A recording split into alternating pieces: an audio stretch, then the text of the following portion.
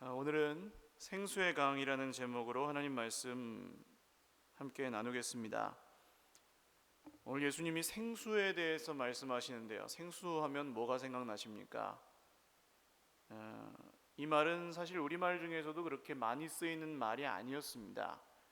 산은 산이고 물은 물이지 않습니까? 그냥 물이면 물이지 무슨 생수예요. 그런데 이제 1994년부터 이 통에 담긴 물이 나오기 시작했죠. 가게에서 이제 팔기 시작했죠. 이름이 생수였습니다.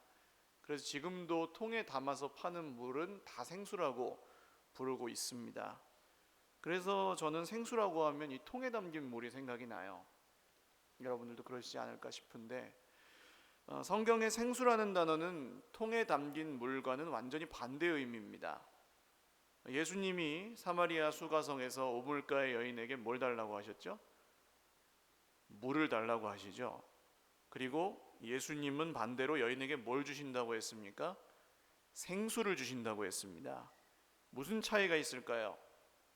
어디에 고여 있거나 흐르지 않는 물을 그냥 물이라고 한다면, 흐르는 물이 생수입니다. 움직이는 물, 살아있는 물. 저도 가본 적은 없지만 이스라엘 팔레스타인 지방에 가면 대부분 광야라고 합니다. 물이 없고 마른 땅이죠. 그런데 곳곳에 골짜기가 있대요. 평소에는 말라 있는데 비가 이제 한번 오면, 성경에 뭐 이른 비 늦은 비 들어보셨죠? 비가 이제 한번 오면 급류를 이루는 강으로 변한답니다. 그래서 그 당시에 생수라고 하면, 살아있는 물 그러면 이 흐르는 물을 가리키는 관용적인 표현이었다고 합니다. 그러니까 사실 예수님이 오늘 하시겠다고 하시는 일은 이겁니다. 멈춰 있고 고여 있고 갇혀 있는 물 같은 우리 인생을 흐르는 물로, 넘치는 물로 하나님의 손을 힘입어 변하게 해주신다는 말씀이에요. 할렐루야. 오늘 말씀 가운데 예수님이 주시는 이 생수, 즉 살아있는 물로 저와 여러분의 인생이 넘치게 되시기를 주님의 이름으로 축원드립니다. 유대인들에게는 초막절이라는 절기가 있었습니다. 이스라엘 백성들이 이집트에서 하나님의 손에 의해 구원받은 것을 기념하는 절기였습니다. 37절과 38절 말씀을 같이 읽겠습니다. 시작.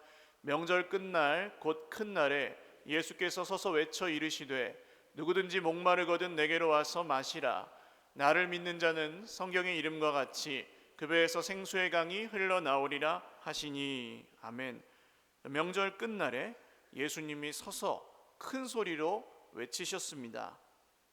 예수님이 서서 큰 소리로 외치셨으면 중요하다는 걸까요? 아니면 그냥 지나쳐도 되는 말씀일까요? 역시 수준이 대단하십니다. 이 중요하다는 뜻이겠죠? 특별히 말씀하셨다는 뜻입니다. 내용이 뭡니까? 누구든지 목마르거든.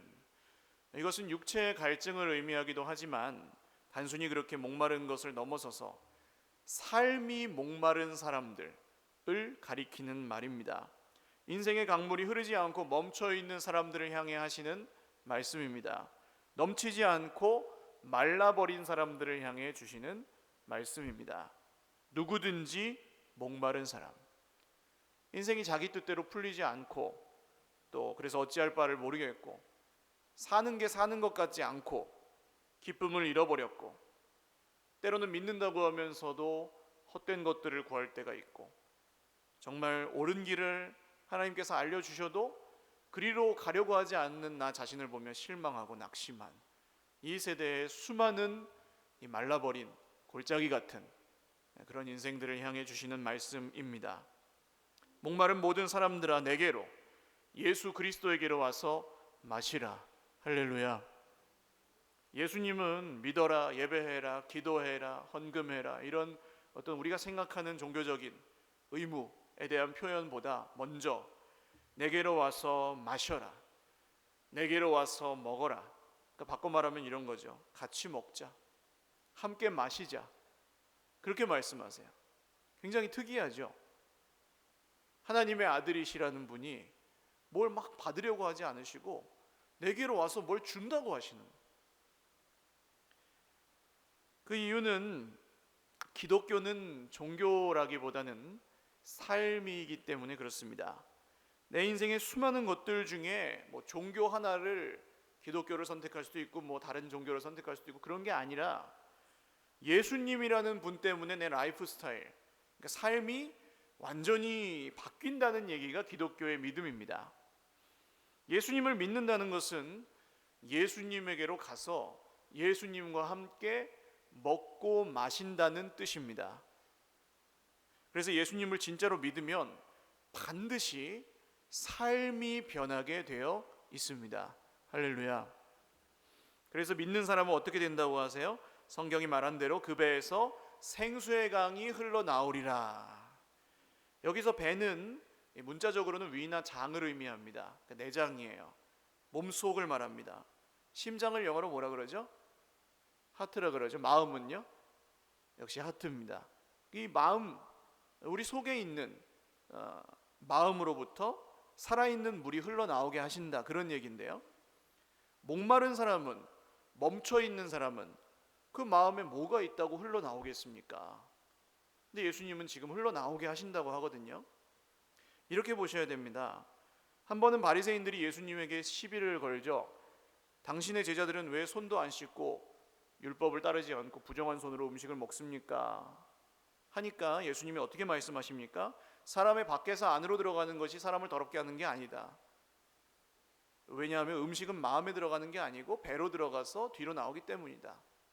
그런데 뭐가 더럽다고 하십니까? 사람의 속에서 나오는 게 그 사람을 더럽게 한다고 하죠. 즉 사람의 속에 있는 것이 입으로 나오는데 그게 뭐냐는 거예요. 마가복음에서는 이렇게 말씀하십니다. 마가복음 7장이에요. 같이 읽겠습니다. 시작. 속에서 곧 사람의 마음에서 나오는 것은 악한 생각, 곧 음란과 도둑질과 살인과 간음과 탐욕과 악독과 속임과 음탕과 질투와 비방과 교만과 우매함이니 이 모든 악한 것이 다 속에서 나와서 사람을 더럽게 하느니라. 아멘. 속에 있는 것들이 그대로 나옵니다. 사람은 감춘다고 감추지만 사실 감출 수 없잖아요. 말이 자기가 생각하는 대로 나오지도 않아요. 속에 있는 게 그대로 나옵니다. 다른 사람들도 다 알아요. 그래서 성령의 다스림을 받지 않는다면 그 사람의 입술은 사실 깨끗할 수가 없습니다. 입만 열면 원망, 불평, 교만 이런 것들이 나오고 잘한 건 다 내 탓이고 힘든 건 다 남 탓이나 하나님 탓이고 그렇게 말하기가 쉬워요. 누가 주인이기 때문입니까? 내가 주인인 상태이기 때문에 말도 그렇게 나오는 거죠. 성경은 이것을 죄라고 합니다. 그러면 생수의 강이 흘러나오는 사람, 그것은 무엇을 말합니까? 여러분, 우리 속에 성령이 계신다고 성경에 써 있으니까 그런 줄 아십시오. 그러면은 믿어지세요, 그게? 성령이 내 속에 함께 계시는 게, 성경에 예수님을 구주라고 고백하는 사람은 성령이 아니고서는 할 수 없으니까 내 속에 성령이 계시는가 보다 하면은 그게 느껴지고 믿어지세요? 아마 대부분 믿으시겠지만 사실 그 믿음이 나에게 엄청난 영향을 끼친다고 의식하고 생각하면서 사시는 경우는 많지 않으실 수도 있습니다. 왜 그럴까요? 여러분, 성령이 우리와 함께 계시면 증거가 드러나야 합니다. 성령이 우리와 진짜로 함께 계시면 우리 속에서 하나님의 능력이 나와야 됩니다. 성령이 진짜로 우리와 함께 계시면 우리 입술에서는 복음이 나와야 됩니다. 성령이 우리와 함께 계시면 하나님의 기쁨이 우리에게 보여야 됩니다. 성령이 함께 계시면 변화가 나와야죠. 성령이 함께 계시면 우리를 통해 회복이 일어나야죠. 할렐루야. 이게 바로 생수의 강입니다. 우리가 성령의 충만을 위해서 기도하는 이유는 이렇게 흘러 넘치는 인생이 되고 싶어서, 오직 예수 그리스도의 이름으로. 할렐루야. 있는지 없는지도 모르고 성경에 그렇게 써 있으니까 그런가 보다 하는 성령이 아닙니다. 진짜 내 속에 성령이 함께 계시면 반드시 드러나는 줄 믿으시기 바랍니다.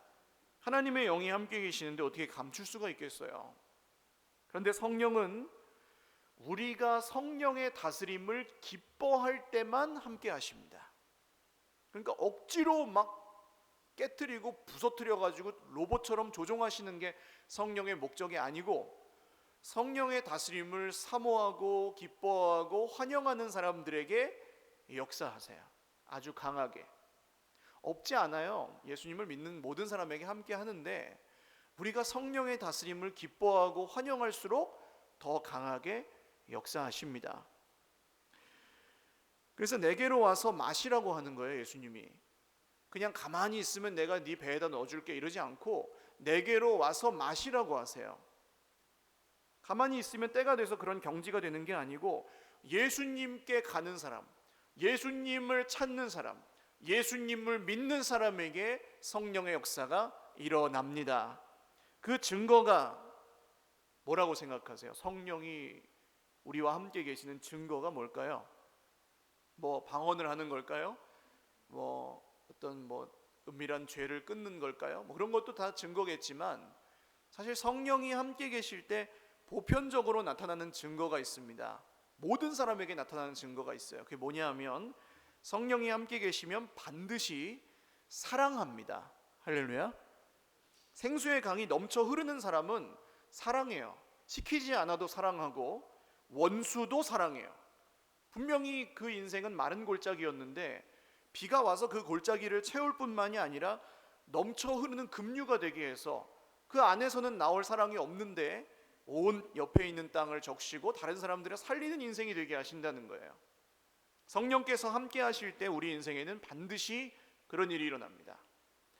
그런데 성령이 하시는 게 아니면 다 잘해요. 다 잘해도 사랑을 안 해요.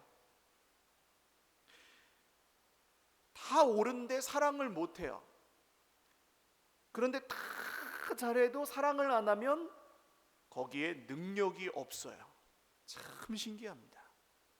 잘했는데 능력은 없어요. 변하질 않아요. 그래서 바리새인들의 특징이었죠. 다 옳아요. 그런데 사랑하지는 않아요. 그래서 자기들 기준에 맞지 않으면 다 잘라버려요. 그렇게 잘린 사람들이 세리나 창기 같은 사람들이 누구한테 갑니까? 예수님에게 가요. 그래서 뭘 받아요? 구원을 받습니다. 사랑하는 여러분, 우리가 성령으로 넘쳐 흘러서 그 증거가 사랑으로 드러날 수 있기를 주님의 이름으로 축원합니다. 보는 사람들이 우리가 성령으로 충만한 것을 다 알게 되기를 주님의 이름으로 축원드립니다. 그러니까 저 목사님 참 성령 충만하다. 저는 그런 이야기가 너무 듣고 싶어요. 저 장로님, 저 권사님, 저 집사님, 저 성도님, 심지어는 저 아이가 성령으로 참 충만하다. 할렐루야. 옆에 계신 분들에게 한번 축복하며 인사하겠습니다. 참 성령으로 충만하십니다. 시작. 아멘. 성령으로 충만한, 이게 그리스도인이 받을 수 있는 최고의 칭찬입니다. 그러면 이 성령 충만에 이르기 위해서 우리가 조심하고 피해야 하는 함정들이 있습니다. 예수님께 나아가야 되는데 중간에 걸려 넘어질 만한 함정들이 있어요. 오늘 성경에 3가지 정도 찾아보려고 하는데요. 첫 번째로 성경을 알지만 예수님은 모르게 되는 함정이 있습니다. 지식적으로만 성경을 알면 예수님은 믿지 않는데 성경만 알 수도 있어요. 오늘 이 유대인들은 성경을 알고 있습니다. 근데 성경의 내용을 아는 것과 예수님을 믿는 것은 다른 얘기예요. 그리스도가 다윗의 자손으로 베들레헴에서 태어날 것을 알고 있죠. 41절과 42절을 한번 읽겠습니다. 시작. 어떤 사람은 그리스도라 하며 어떤 이들은 그리스도가 어찌 갈릴리에서 나오겠느냐. 성경에 이르기를 그리스도는 다윗의 씨로 또 다윗이 살던 마을 베들레헴에서 나오리라 하지 아니하였느냐 하며. 아멘. 자, 예수님이 어디서 태어나셨습니까? 베들레헴에서 태어나셨죠. 그런데 이 사람들은 예수님을 몰라요. 관심이 없어요. 그래서 갈릴리에서 태어나신 줄 알았습니다. 그런데 사실 예수님이 태어나신 지방을 알았냐 몰랐냐는 문제가 아니라 지금 자기들의 기준에 안 맞으니까 그런 메시아에게는 관심이 없다는 거예요. 내 기득권, 내가 누리던 권력, 내가 벌던 돈 다 유지시켜주고 하나님이 준다는 축복도 주는 그런 메시아를 원하는 거예요. 이 대제사장들은. 그러니까 성경은 안다고 하지만 예수님은 거절해버립니다. 만약에 성경을 보는 게 너무 힘들다면 성경이 안 봐지는 이유는 뭘까요? 우리가 성경을 본다고 다 외울 수 있는 것도 아닌데 보시는 분들은 왜 볼까요? 여러분, 내가 주인이면 성경은 그렇게 재미있는 책이 아닙니다.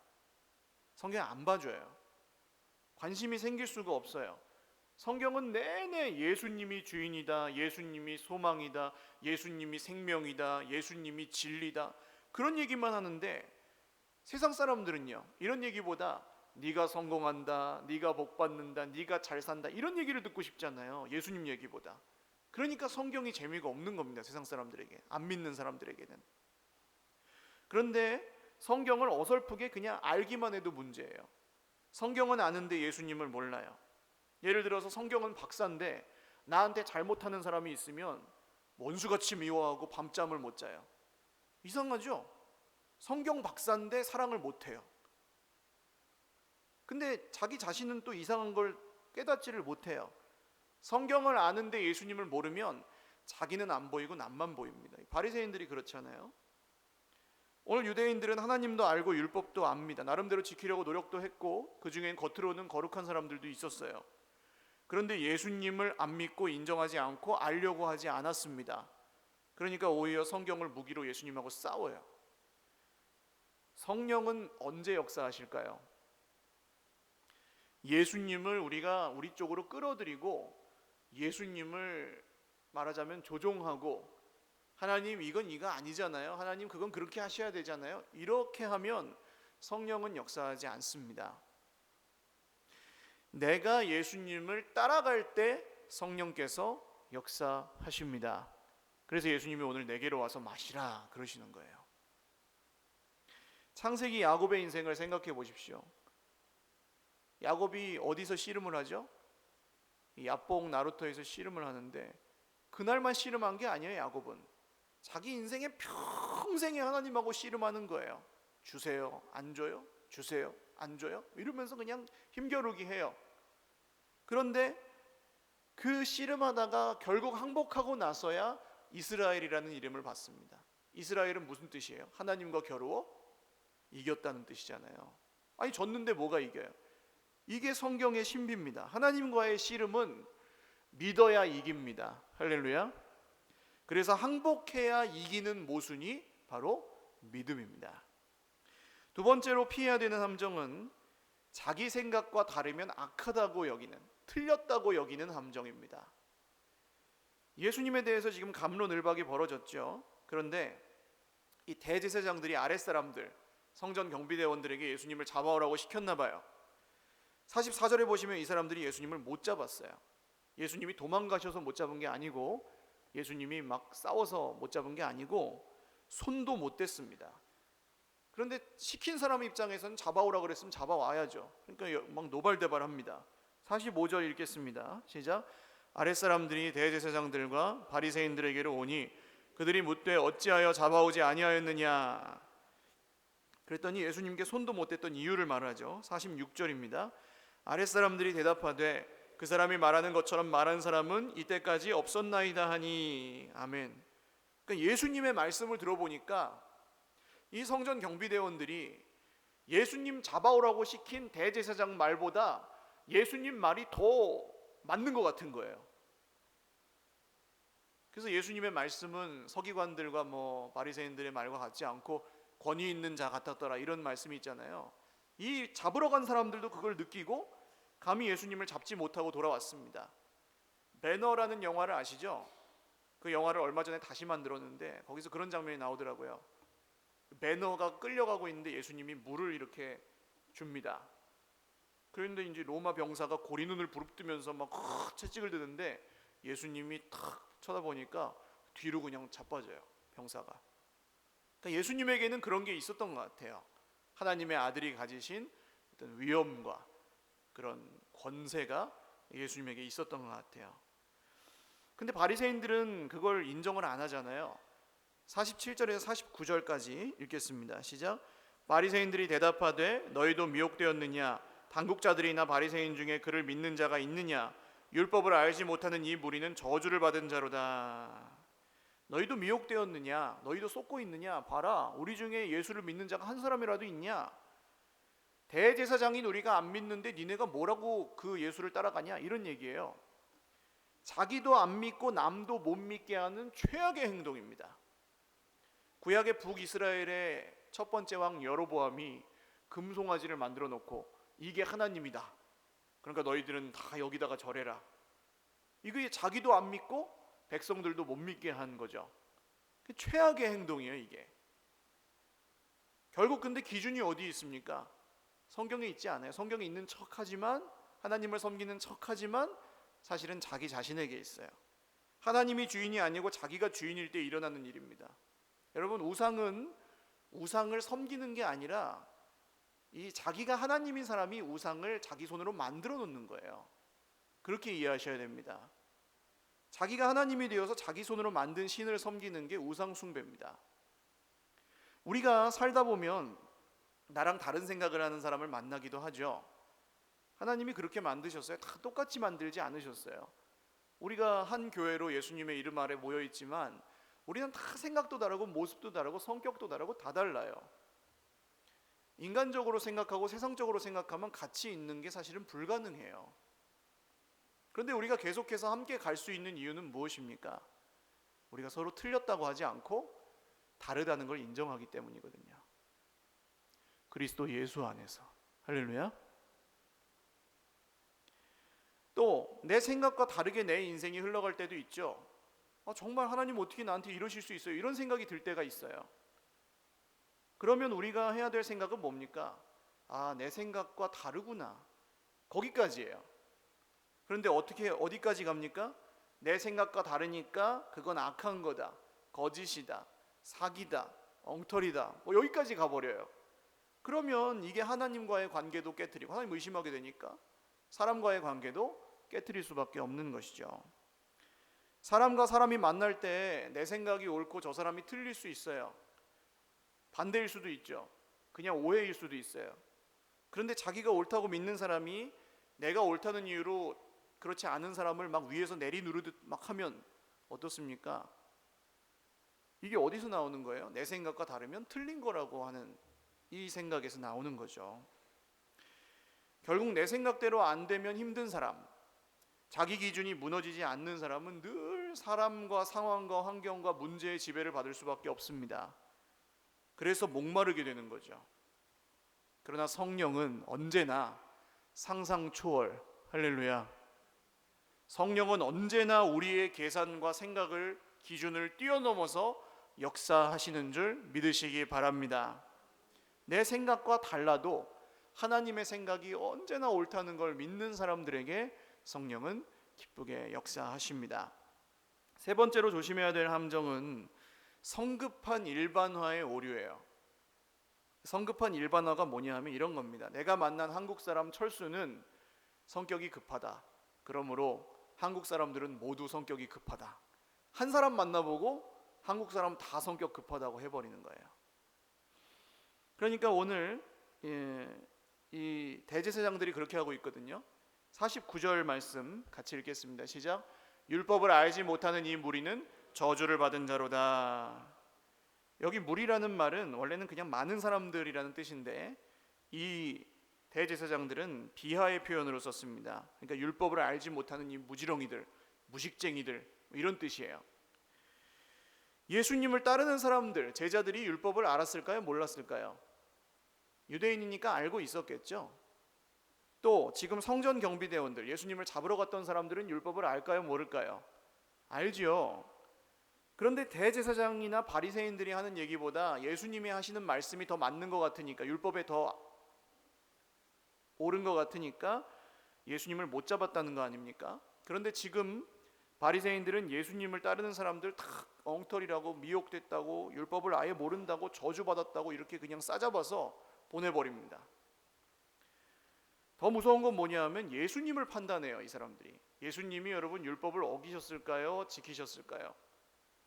예수님은 율법을 폐하러 오신 게 아니고 이루러 오셨다 그러잖아요. 그래서 율법을 다 지키십니다. 할례 안 받으셔도 되는데 할례를 받으시죠. 예수님은 율법의 모든 정신과 핵심을 다 실천하셨어요. 어긴 것처럼 보였던 사건이 이 말씀의 기준에서는 최근에 그 안식일에 38년 된 병자한테 네 침상을 들고 걸어가라 했던 거거든요. 근데 이것도 실제로 어기신 건 아니죠. 하나님이 고쳐주셨는데 안식일에 뭐 침상 들고 걸어가면 안 된다는 이 사람이 정한 율법을 지키려고 거기 머물러 있을 필요 없다는 얘기였어요. 근데 이 유대인들의 기준에서는 어겼다고 보이니까 그러면 적어도 안식일법을 어겼다 이래야 되는데 율법을 모른다, 율법을 다 어겼다, 저주를 받았다 이렇게 그냥 확 보내버려요. 물론 하나를 범하면 다 범하는 것과 같다고 성경에도 나오지만 이 경우에는 그런 게 아니라 초등학생이 책상에 금 그어놓고 이거 넘어오면 다 내 거야 하는 것 같은 그런 얘기를 지금 대제사장들이 하고 있는 거죠. 왜 이 성급한 일반화의 오류가 성령의 역사를 방해할까요? 이를테면 저 사람이 3일 금식을 했더니 방언을 받았다. 그러니까 나도 3일 금식을 하면 방언을 받을 거야 라고 생각하면 꼭 받아요, 못 받아요? 받을 수도 있고 못 받을 수도 있어요. 저 사람이 40일 금식을 기도를 했더니 40일 새벽 기도를 했더니 아들이 서울대를 갔어. 그럼 나도 40일 새벽 기도를 하면은 아들이 서울대는 몰라도 연고대 정도는 가겠지. 이게 이제 성급한 일반화의 오류예요. 자동 판매기에 동전 넣으면은 음료수 나오는 것처럼 생각하고 하는 거예요. 여러분, 성령은 한 성령이지만 성령의 역사와 증거는 아주 다양하게 나타납니다. 성경에서도 그렇고요, 지금도. 그래서 고린도전서에서 바울이 이렇게 말하는데요, 12장 좀 긴데 같이 읽어보시죠. 은사는 여러 가지나 성령은 같고 직분은 여러 가지나 주는 같으며 또 사역은 여러 가지나 모든 것을 모든 사람 가운데서 이루시는 하나님은 같으니 각 사람에게 성령을 나타내심은 유익하게 하려 하심이라. 어떤 사람에게는 성령으로 말미암아 지혜의 말씀을, 어떤 사람에게는 같은 성령을 따라 지식의 말씀을, 다른 사람에게는 같은 성령으로 믿음을, 어떤 사람에게는 한 성령으로 병 고치는 은사를, 어떤 사람에게는 능력 행함을, 어떤 사람에게는 예언함을, 어떤 사람에게는 영들 분별함을, 다른 사람에게는 각종 방언 말함을, 어떤 사람에게는 방언들 통역함을 주시나니 이 모든 일은 같은 한 성령이 행하사 그의 뜻대로 각 사람에게 나누어 주시는 것이니라. 몸은 하나인데 많은 지체가 있고 몸의 지체가 많으나 한 몸임과 같이 그리스도도 그러하니라. 아멘. 한 성령이 누구의 뜻대로 나누어 주신대요? 그의 뜻대로. 할렐루야. 내 뜻대로가 아니라, 세상의 기준대로가 아니라 그의 뜻대로 주십니다. 여러분, 구하는 건 간절히 구하시고 사모하십시오. 그러나 우리 속에 계신 성령이 한 성령이라는 사실 하나만으로도 충분하실 수 있기를 주님의 이름으로 축원합니다. 드러나는 은사는 달라요. 다를 수 있어요. 충만하고 안 충만하고 평가하는 척도는 아닙니다. 만약에 우리가 나도 저 사람이랑 똑같이 했는데 저 사람은 주고 왜 나는 안 줘? 저 사람도 이만큼 예배하고 나도 이만큼 예배했는데 저 사람은 저렇게 축복을 많이 받고 나는 왜 못 받아? 이렇게 생각하면요, 벌써 중심이 누구한테 있어요? 나에게 있어요. 예수님이 이루신 구원을 기뻐하고 감사하고 감격해서 한 게 아니라 내가 뭘 받으려고 한 게 되는 거예요. 그럴 때 뭐가 빠졌습니까? 예수님이 빠졌습니다. 가장 중요한 분이 빠졌어요. 이게 무서운 겁니다. 저 교회에는 그런 일이 일어나는데, 저 목사님이 설교하면 그런 일이 일어나는데 우리는 왜 안 일어나나요? 그럴 수 있습니다. 그러나 그렇게 말하면은 그럼 누구를 믿는 겁니까? 무엇을 믿는 건가요? 이제 이게 헷갈리게 돼버리죠. 그래서 절대로 눈에 보이는 것을 쫓아다니면 안 되고 사람을 따라다니는 것도 굉장히 위험합니다. 여러분, 말씀을 믿으시기 바랍니다. 그런데 왜 사람을 따라다닐까요? 왜 우리는 자꾸 기적을 원할까요? 그게 쉽거든요. 안 보이는 예수님을 믿는 것보다, 성경의 말씀을 정말 묵상하는 것보다, 이런 거는 그냥 그렇게 눈에 드러나지 않는 하나님 나라가 임하지만 빠르지 않아요, 그렇게. 근데 나타나는 기적을 연습해서 얻는 건 쉬워요.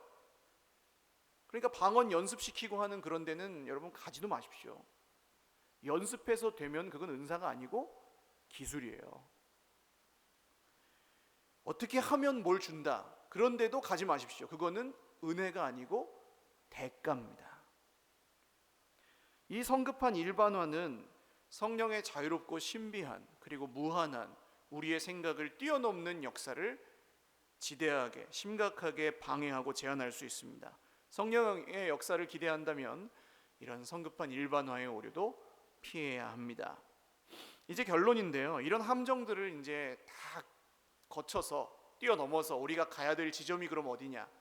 이 얘기를 하고 마치려고 해요. 39절 읽겠습니다. 시작. 이는 그를 믿는 자들이 받을 성령을 가리켜 말씀하신 것이라. 예수께서 아직 영광을 받지 않으셨으므로 성령이 아직 그들에게 계시지 아니하시더라. 아멘. 자, 이 영광, 우리가 성령의 역사를 경험하는 열쇠가 바로 이 영광에 있습니다.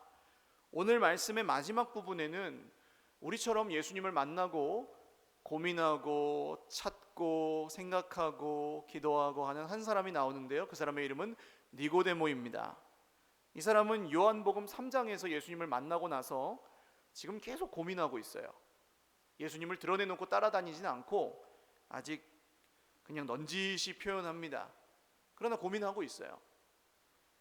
근데 나중에 보면 결국 이 니고데모는 이 모든 함정들을 뛰어넘어서 예수님의 십자가 밑에까지 따라갑니다. 예수님의 장례식은 예수님의 12제자가 치른 게 아니고 니고데모와 아리마대 요셉이라는 사람이 치릅니다. 니고데모는 자기 자리와 명예를 다 잃어버릴 그 위험을 무릅쓰고 이미 죽어버린 예수님의 장례식을 치릅니다. 제자들은 결정적인 데서 다 도망갔는데 니고데모는 가장 믿을 수 없는 순간, 사실 죽었으니까 다 끝났다고 해버리면 별거 아닌 그런 때 예수님을 믿습니다. 그게 십자가였어요. 그러면 예수님이 받으실 이 영광이 뭐라는 겁니까? 십자가라는 거죠. 죽음입니다. 예수님이 죽으신 십자가를 건너뛰고 성령의 역사가 일어날 수 있느냐? 그럴 수 없습니다. 내가 죽어야 성령이 역사하세요. 그런데 안 죽어요. 내가 안 죽고 펄펄 살아서 날뛰고 주인 노릇하는 것. 근데 그게 별로 불편하지 않고 그렇게 살아야 좋으면 성령의 역사를 경험할 수가 없습니다. 한 목사님은 이렇게 표현하시더라고요. 죽어야 되는데 죽었다고 하면서 살아서 돌아다니는 걸 뭐 요새 미국이나 이런 데 영화에 보시면 좀비라고 있어요. 죽었는데 살아서 돌아다녀요. 근데 좀비가 하는 짓이 뭡니까? 물어뜯고 잡아먹는다고요.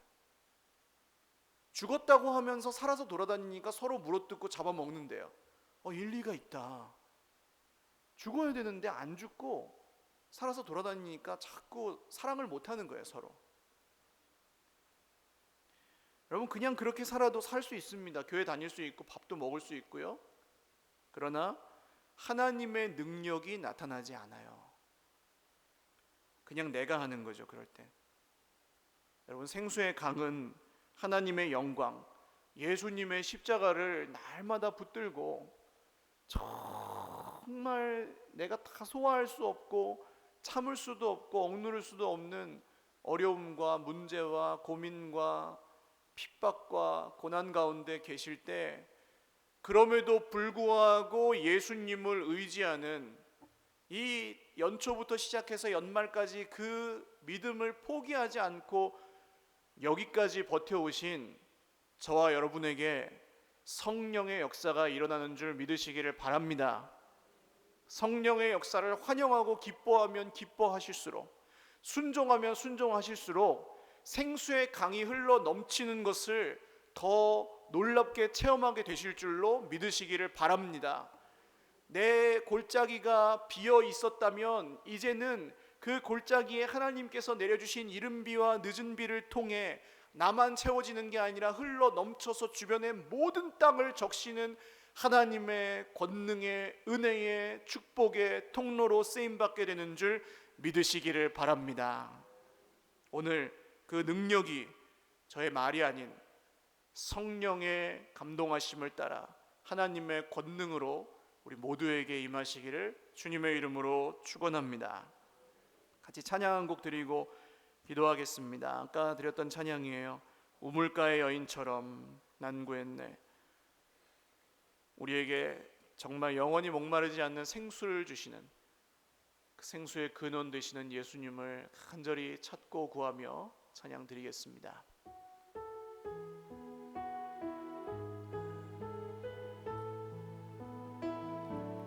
우물가의 여인처럼 난 구했네. 헛된 것들을, 헛된 것들을 그때 주님 하신 말씀, 내 샘에와 생수를 마셔라.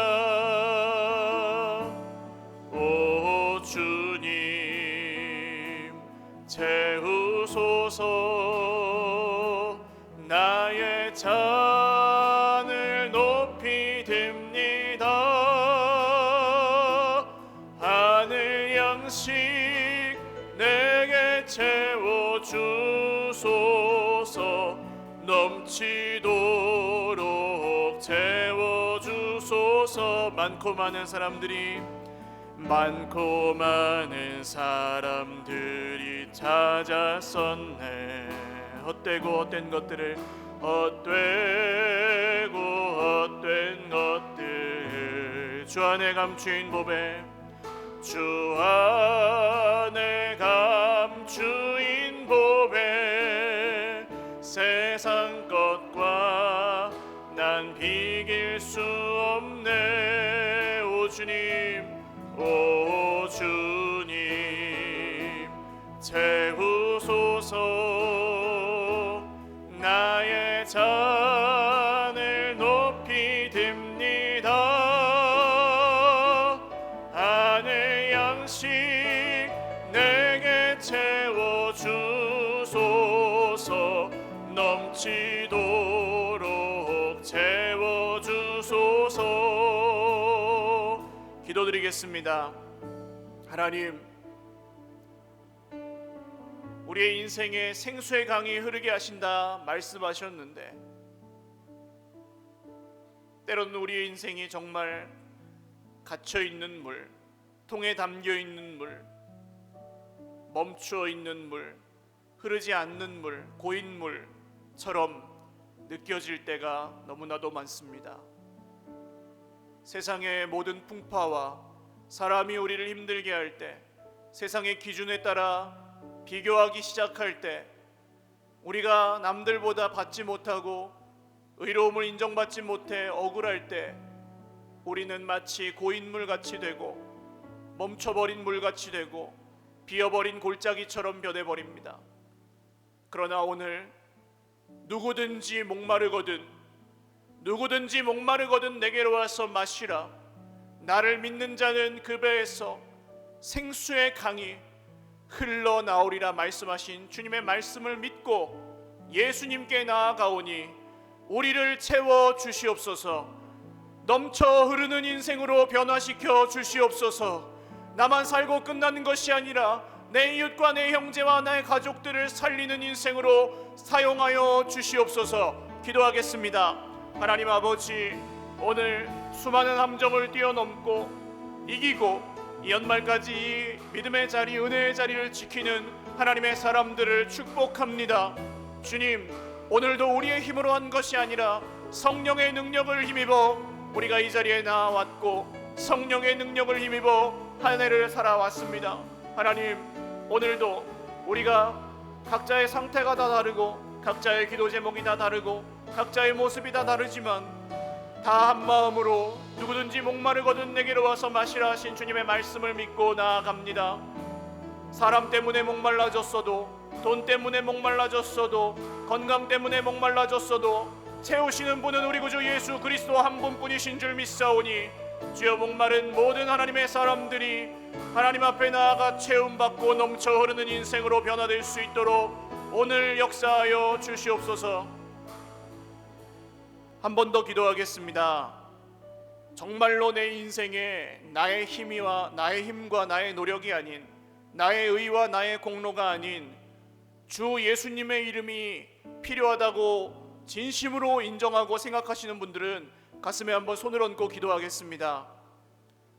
나의 뜻과 나의 기준을 포기하고 나의 생각과 나의 한계와 나의 계산을 버리고 성령의 다스리심을 환영하시는 분들 가슴에 손을 얹고 기도하겠습니다.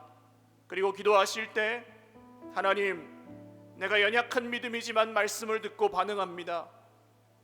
주님의 다스리심을 받기를 원하고 더 이상 멈춰있는 물, 흐르지 않는 물, 고인 물, 썩은 물 되지 아니하고 흘러 넘치는 생수가 되기를 원하오니 하나님 나를 긍휼히 여기사 성령으로 충만하게 하시고 이 연말에 세상 사람들이 말하는 수많은 기준에 흔들리지 아니하고 하나님의 말씀을 따라 순종하며 기뻐하며 살게 하여 주시옵소서. 다시 한번 기도드리겠습니다. 하나님 아버지, 우리를 성령으로 다스려 주십시오. 우리를 온전히 성령으로 다스려 주시옵소서. 성령의 다스림을 환영합니다. 성령의 다스리심을 기뻐합니다. 저의 기준과 저의 쾌락과 저의 모든 생각하는 계산들과 모든 것들을 주님의 손에 맡겨드리며 십자가에 못 박습니다. 하나님, 오늘 성령께서 충만히 역사하셔서 잃어버린 기쁨을 회복하게 하여 주시옵소서. 메마른 골짜기들이, 눈물로 채워진 골짜기들이 생수의 강으로 변해되게 하여 주시옵소서. 하나님, 나만 살고 끝나던 인생이 아니라 이제는 남을 살리는 인생, 영혼을 살리고 생명을 살리는 인생으로 하나님의 손에 붙들려 쓰임받도록 우리 모두에게 능력과 은혜를 넘치게 공급하여 주시옵소서.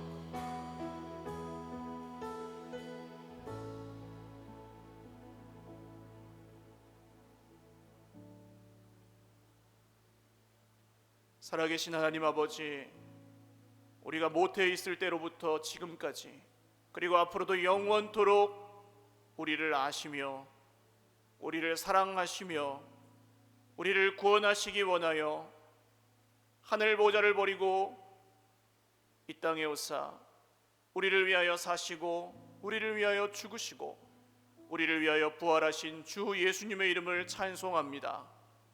오늘 정말 하나님이 우리의 주인이시며 예수님이 우리의 구주가 되시며 성령께서 우리 속에서 생수의 강으로 흘러 넘치게 하시는 그런 인생을 살고자 하는 하나님의 사람들이 연약한 믿음이지만 주님 앞에 손을 들고 기도합니다. 하나님, 이 올린 손 위에 주님의 못 박히신 피 묻은 손을 포개 얹어 주사 우리의 의지로 할 수 없는 것들을 성령께서 하실 때에 우리가 순종하며 잘 따라갈 수 있게 하여 주시옵소서. 우리의 힘으로 끊을 수 없는 모든 죄악들, 우리의 힘으로 견딜 수 없는 모든 고난들, 우리의 힘으로 어쩔 수 없는, 우리의 노력으로 이룰 수 없는 모든 놀라운 일들, 하나님의 권능의 손길에 붙잡힐 때에 하나님의 능력으로 가능케 하실 줄 믿사오니 주여, 오늘 믿음으로 간구하는 모든 기도의 제목들마다 생수의 강이 흘러 넘치게 하시는 주님의 응답을 받게 하여 주시옵소서. 오늘도 여러 가지 이유로 상처 입고 메마른 골짜기가 되어 있는 지체들이 있다면 우리 하나님, 사람 때문에, 돈 때문에, 질병 때문에, 문제 때문에 그렇게 됐을지라도 채우시는 분은 우리 주 예수님이신 줄 믿게 하여 주시옵소서. 그리고 진짜로 체험받고 살아나서 오히려 원수 같은, 오히려 정말 나를 힘들게 했던 그 모든 사람과 문제를 변화시키는 생수의 근원, 축복의 통로로 쓰임받을 수 있도록 우리 모두에게 힘과 능력을 더하여 주시옵소서. 이 연말뿐만 아니라 내년뿐만 아니라 앞으로 영원토록 오직 성령의 능력으로 살아가는 성령의 사람들이 바로 우리 모두가 되게 하여 주시옵소서. 감사옵고 예수님의 이름으로 기도 올리옵나이다. 아멘. 우리 하나님께 영광의 박수 올리겠습니다. 바로 축도하고 예배 마치겠습니다.